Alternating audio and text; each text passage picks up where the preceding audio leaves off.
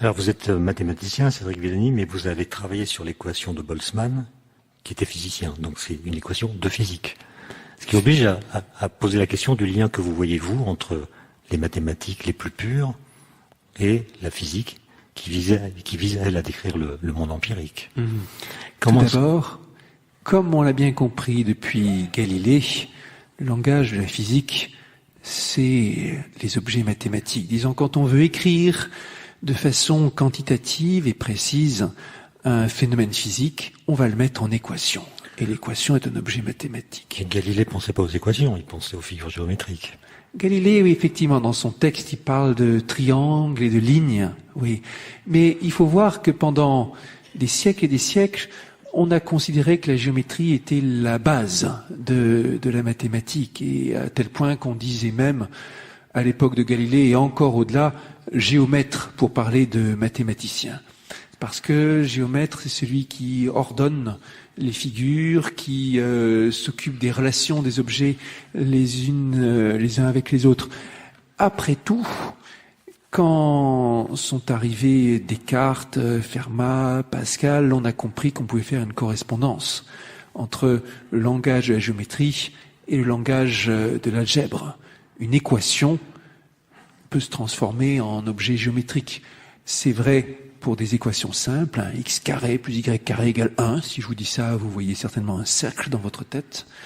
Et donc, on a cette correspondance. Et puis, maintenant, on pourrait réécrire le texte de Galilée en le formulant de façon un peu plus générale. Si je vous donne cette réponse-là, je suis pas arrivé jusqu'au bout de ce lien entre mathématiques et physique. Là, je vous explique pourquoi le physicien a besoin de mathématiques. Mais il faut ajouter la réciproque. Pourquoi le mathématicien a besoin de physique?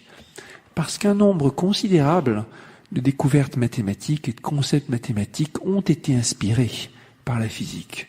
Le calcul différentiel et donc l'analyse moderne est né avec l'objectif de prédire le mouvement des objets dans le cadre de la mécanique.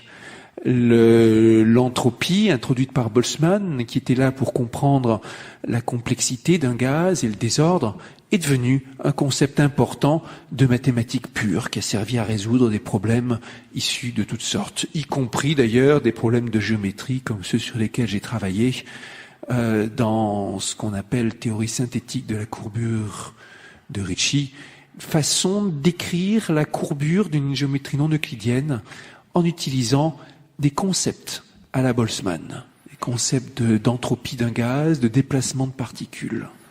Et donc, c'est un aller-retour entre mathématiques et physique, une relation très proche. Les mathématiciens et les physiciens aiment bien se taquiner sur leur rapport à la rigueur en particulier, mais ils participent d'une grande œuvre commune pour une grande partie. Et on peut argumenter que c'est un rapport très différent d'ailleurs qui s'est noué plus tard entre mathématiques et biologie. Pourquoi? Parce que la biologie est moins mathématisable que le monde physique? La biologie se mathématise peu à peu, mais beaucoup moins en concept, beaucoup plus en équations et en complexité. Il y a très peu de concepts mathématiques qui ont été inspirés par la biologie. Il y en a quelques-uns. Les réseaux de neurones qui aujourd'hui sont presque l'alpha et l'oméga de l'intelligence artificielle ont été bien sûr inspirés par l'organisation biologique. Et cette idée que la compréhension est en bonne partie un phénomène compositionnel avec une composition d'opérations très simples comme le font nos neurones, mais c'est un exemple rare. Vous en avez quelques autres. Ça n'a rien à voir avec la diversité des concepts mathématiques qui ont été engendrés par la physique et qui sont extrêmement nombreux, et des concepts d'ailleurs qu'on retrouve même dans les notions de base qu'on apprend au lycée, qu'on apprend en licence de mathématiques. En revanche, en biologie, vous vous affrontez tout de suite à de la complexité. C'est très difficile de simplifier un problème biologique, de le réduire à une expression simple, alors que en physique, on passe son temps à simplifier. Et l'équation de Boltzmann est un modèle très simplifié de la réalité, d'ailleurs. Est-ce qu'il y a des problèmes de théorie des nombres aujourd'hui qui sont considérés comme des véritables murs à la compréhension? Oh, tant et plus. Parmi les plus célèbres problèmes de théorie des nombres, parmi les plus célèbres problèmes mathématiques, on en trouve beaucoup en théorie des nombres. Par exemple, le célèbre problème des nombres premiers jumeaux. Vous savez ce qu'est un nombre premier, c'est un nombre qui ne se divise par aucun autre, comme 11 ou 13, alors que 16, qui est égal à 4 fois 4, n'est pas premier. Question.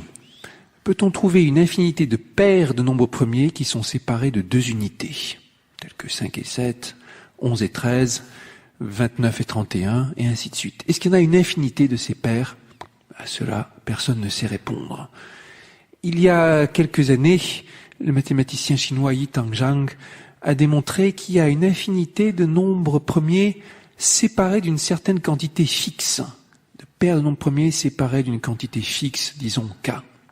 Un exploit qui lui a valu une notoriété mondiale immédiate, et d'autant plus marquant que Yi-Tang Zhang était un mathématicien qui avait la soixantaine, qui avait fait une carrière complètement de profil bas, n'était connu pour aucun théorème significatif, et sa carrière universitaire avait fonctionné tellement mal dans certains cas, il avait dû chercher des petits jobs dans des restaurants. Et le voilà qui, à l'approche de la retraite, devient une star mathématique mondiale. Donc c'est bien un contre-exemple de l'idée que les mathématiciens produisent l'essentiel de leurs travaux avant 40 ans. Ouais, il y a des contre-exemples. Et c'est bien, ça donne de l'espoir. Alors, vous avez un collègue, Alain Cohn, qui est non seulement platonicien, mais il est même hyper platonicien, puisqu'il dit « Je crois qu'un des critères d'une vraie compréhension du monde physique extérieur serait notre capacité à comprendre sa position à l'intérieur du monde mathématique. » Avec l'idée que le monde physique, c'est finalement une partie de la totalité des choses que les mathématiciens peuvent imaginer ou décrire. Est-ce que vous êtes de son bord ou est-ce que vous êtes plus pragmatiste? On peut penser ça. On peut penser que le monde physique est une partie, effectivement, d'un monde plus vaste, mathématique. Cela dit, il faut être modeste. En pratique, c'est tout le contraire. En mathématiques, on arrive à comprendre qu'une infime partie du monde réel, en pratique. Parce que notre intelligence est limitée. Tenez, là, j'agite le verre. Un verre d'eau, je précise. Ouais. Il y a un phénomène de turbulence. Personne ne sait vraiment dire quelque chose d'intelligent par rapport à ça. Compréhension de la turbulence, c'est-à-dire comment réagit un fluide soumis à des stimulations selon certaines fréquences, est considéré comme l'un des problèmes ouverts les plus importants de ce que nous appellerons la physique classique théorique. Et on comprend ça moins bien qu'on ne comprend le fonctionnement d'un atome, par exemple. Ça vous rend humble, forcément. C'est tout simple, et pourtant c'est si mystérieux. Et ça doit forcément se mettre en équation, et donc en nombre, ce qu'il y a derrière. On en est convaincu, mais on n'est pas assez malin pour le faire. Et donc, on peut disserter, tenter plus sur le statut de la nature mathématique, qui comprend tout, qui permet d'embrasser toute la réalité, mais si on n'est pas assez malin pour trouver les bonnes équations et les bons résultats, ça reste encore plus abstrait. Mais vous-même, quand vous faites une démonstration d'un théorème, vivant ou mort, est-ce que vous avez l'impression d'être plutôt vivant? Est-ce que vous avez l'impression d'être un explorateur, un bâtisseur, un découvreur? Autrement dit, est-ce que le théorème était vrai avant que vous le démontriez? Moi, je crois que oui. Encore, donc vous êtes platonicien. Humble, je suis un explorateur, mais je crois que même ceux qui se considèrent comme des bâtisseurs agissent souvent en explorateurs, en cherchant les relations, les esthétiques qui vont les guider dans leur démarche. Alors, vous n'êtes donc pas un pragmatiste, et pourtant Laurent Schwartz, qui a été un éminent professeur à Polytechnique, répondait ainsi à la question « Mais pourquoi faut-il faire des mathématiques ?» Il répond ceci Il faut faire des mathématiques parce que les mathématiques, ça sert à faire de la physique. La physique, ça sert à faire des frigidaires. Les frigidaires, ça sert à y mettre des langoustes. Et les langoustes, ça sert aux mathématiciens qui les mangent et sont alors dans de bonnes dispositions pour faire des mathématiques qui servent à la physique, qui servent à faire des frigidaires, etc. C'est comme de la poésie. Alors Léon. Vous savez, je vais faire le parallèle. Vous avez ce cycle avec le contraire, si l'on veut. Un dispositif que Claude Shannon, l'un des pères de l'intelligence artificielle, avait construit pour illustrer le sens du progrès technologique. Il appelait ça la machine ultime. Vous aviez une boîte avec un interrupteur. Et quand vous mettez l'interrupteur sur la position on, une main articulée sort de la boîte qui s'ouvre, elle vient mettre l'interrupteur sur off et retourne dans sa boîte qui se referme. La machine ultime. Vous êtes fasciné par la technologie ? Technologie, évidemment, a pris une ampleur considérable en lien avec la mathématique à partir du milieu du XXe siècle. Et aujourd'hui, on ne peut qu'être fasciné, je crois, parce que ça accomplit maintenant avec la révolution numérique. Certains disent avec maintenant, en outre, la révolution de l'intelligence artificielle. C'est rare qu'une technologie particulière, parce que l'intelligence artificielle est une technologie, commence déjà à s'inviter dans les débats publics et même dans les programmes de candidats à la présidentielle, puisqu'on a parlé de ces questions de taxes sur les robots, par exemple. Et donc il y a un côté fascinant dans ce que les méthodes mathématiques modernes, alliées avec les technologies modernes, sont en train de s'inviter dans le débat public et en train d'avoir un impact dans un peu tous les domaines. Mais est-ce qu'il y a des résultats très importants de la théorie des nombres qui ont des applications technologiques ? Je pense au système de codage, aux travaux sur les nombres premiers que vous avez évoqués. Oui, la théorie des nombres, évidemment, est utilisée de façon routinière dans des problèmes de sécurité informatique, dans des problèmes de codage. Et on sait bien que la possibilité de travailler, de résoudre certains codes secrets a été une étape clé dans la Seconde Guerre mondiale. C'était un mélange de problèmes de nombres, de problèmes de combinatoires, de problèmes de statistiques. Et de plus en plus, la théorie des nombres est venue s'inviter dans des applications de tous ordres.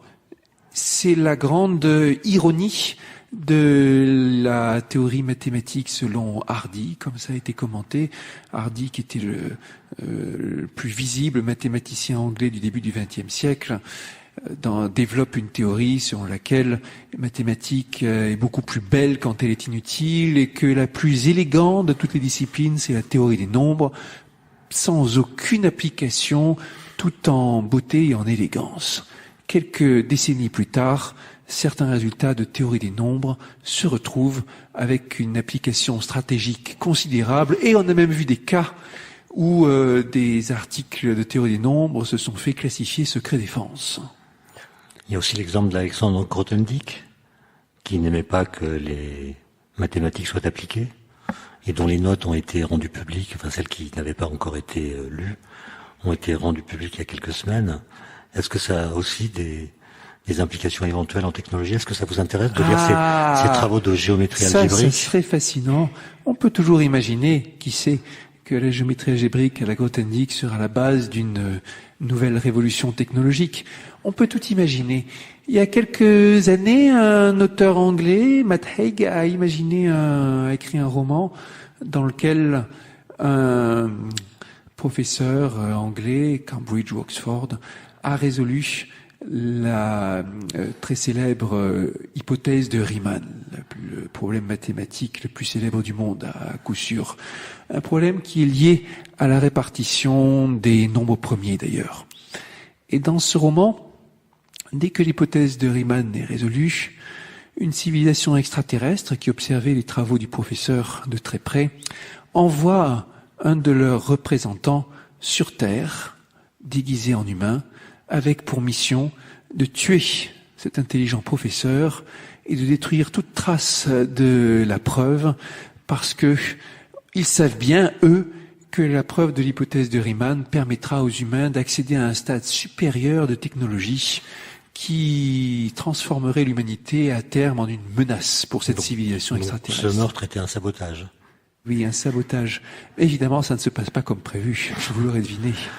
Et l'extraterrestre venu en saboteur finit par tomber amoureux de la race humaine avec ses défauts et par se délivrer de sa mission.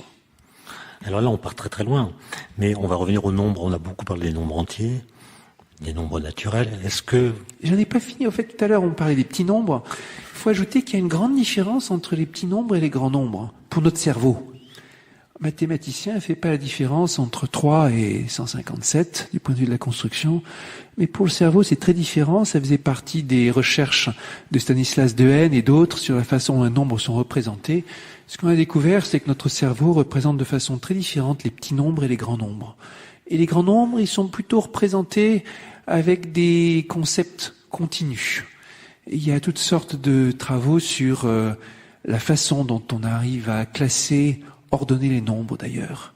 Et pour terminer, sur ces nombres entiers, avant de passer à des choses plus complexes, il y a une activité qui est liée au nombre, qui est un test d'humilité considérable pour les humains. Vous connaissez ça, ces expériences dans lesquelles on prend un sujet et on affiche sur un écran des nombres, 1, 2, 3, 4, 5, rangés à différents endroits sur l'écran, et votre travail, c'est de les toucher dans l'ordre, 1, puis 2, puis 3, puis 4, puis 5, etc. Dans certaines de ces expériences, on les montre un instant à l'écran, puis on les cache, il n'y a que des petits carrés qui s'inscrivent à la place, et il vous faut quand même les inscrire dans l'ordre. Vous savez qui sont ceux qui se débrouillent le mieux dans cet exercice de très loin ? Non. Les chimpanzés. Un chimpanzé avec un minimum d'entraînement fait mieux que n'importe quel humain dans cet exercice. Et c'est spectaculaire. Là où l'humain est là, en train de dire, le chimpanzé, et même si vous l'interrompez au milieu, une histoire de banane ou qui sait quoi, il va reprendre après comme si de rien n'était. Mais vraiment facile. Et on peut essayer tout ce qu'on veut. Les chimpanzés sont absolument supérieurs aux humains dans cet exercice qui consiste à ranger les nombres dans l'ordre, à les toucher dans l'ordre. Il faudrait que quelques-uns d'entre eux puissent s'intégrer dans Malsup. Oui, alors il faudrait modifier un peu les épreuves du concours. France Culture. La conversation scientifique par Étienne Klein. Et comment est-ce qu'on a pu inventer, Cédric Villani, la notion de nombre négatif ? Quand on dit il y a moins 5 kilos, ça veut dire quoi ? Comment est-ce qu'on a pu absorber cette notion abstraite ? Franchement, je ne sais pas comment le nombre est arrivé, a fini par s'imposer. Avant le nombre négatif, il a fallu inventer le zéro. Ça n'a pas été une mince affaire. Et les nombres négatifs, c'était peut-être le prolongement du zéro. Peut-être à partir du moment où on avait le zéro, le nombre négatif était arrivé beaucoup plus facilement. Ce qu'il fallait combler pour obtenir zéro. Peut-être aussi avec cette idée que, recettes, dépenses, deux catégories de nombres qui s'annihilent les uns les autres. C'est le commerce ? Peut-être le commerce. On a l'habitude de penser que le commerce et le cadastre sont un peu les premières activités qui ont donné naissance à des choses comme les nombres et la géométrie. Dire la vérité, c'est pas très clair, hein. Certains chercheurs sont persuadés que ce qui a donné naissance au nombre, c'est plutôt la sorcellerie. Le fait de dénombrer, de compter, de jeter des sorts, d'avoir des nombres de syllabes qui allaient bien, d'attribuer des valeurs magiques à certains nombres, et que les chamans utilisaient de ce pouvoir des nombres pour pratiquer leur exercice. Léon ? Oui, j'ai sur l'abstrait un texte d'Alain Bosquet qui s'appelle « Le pacte avec l'abstrait ». À présent, laissez-moi. Je négocie un pacte avec l'abstrait. mon existence, l'ai-je réussi? Je veux prendre le frais à l'ombre du néant, et je discute avec un chiffre noir de ma métamorphose après la lutte, car je n'ai qu'un devoir, quitter ce corps pour une antimatière, où le plomb n'est pas plomb, ni la peau une peau. Je suis stagiaire dans l'absolu très blond, très roux, très glabre. Et la loi que j'accepte est celle du refus. Me voici verbe, sans syllabe, inepte, heureux d'être diffus comme un soleil qui jamais n'illumine une absence de lac. Je nie mes eaux, l'azur et la colline. Je ne suis que le vrac d'un poids sans poids, d'une forme sans forme. Un symbole vient-il à mon secours? Que le réel s'endorme. J'abandonne un profil pour un besoin de songe, et je m'adresse, en fantôme insoumis, à l'ombre, à l'inconnu, aux 20 déesses dont je serai l'ami. Merci, Léon Bonafé. Alors, si on va du côté des nombres entiers, on voit déjà qu'il y a d'énormes difficultés conceptuelles. Négatif, c'est pire. Il y a des nombres qui fascinent plus, les nombres transcendants, les nombres irrationnels. Est-ce que vous avez des choses à dire sur la recherche qui est menée autour du nombre pi? Pourquoi est-ce qu'il a eu ce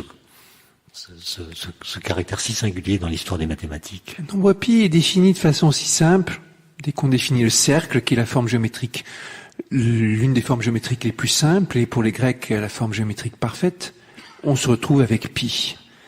Et le fait que ce nombre pi ait un côté insaisissable, qu'il soit irrationnel, l'a rendu fascinant.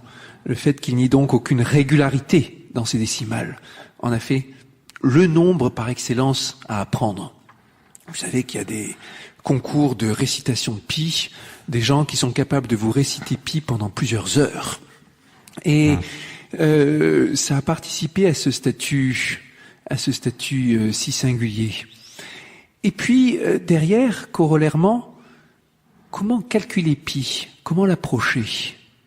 Avec quelle méthode? Les Grecs anciens, déjà s'en préoccupaient, trouvaient un algorithme qui permette d'approcher pi avec une précision extraordinaire. Le prodige indien Srinivasa Ramanujan, sur lequel un film a été produit récemment, était fasciné par ces problèmes du calcul du nombre pi et trouvait des algorithmes de convergence ultra rapides vers ce nombre. Beaucoup de choses convergent vers pi, on ne s'y attendrait pas. Je vais vous donner un exemple très simple qui, pour le coup, est une convergence lente, qui vous donnera pas une approximation très précise, mais qui est fascinant. Je vais essayer de mémoire, oui, je crois. Prenez 1 et retirez un tiers. Ajoutez un 5e, retirez un 7e. Ajoutez un 9e, retirez un 11e, et ainsi de suite. Vous continuez, et ça finira par converger vers pi sur 4, si ma mémoire est bonne. Pourquoi pi? C'est ça qui est beau. Mais est-ce qu'on est capable de dire aujourd'hui qu'on comprend le nombre pi? Et qu'est-ce que veut dire comprendre dans ce cas-là? Alors, comprendre la compréhension, ça c'est pas une mince affaire. C'est presque aussi compliqué que expliquer le concept d'explication.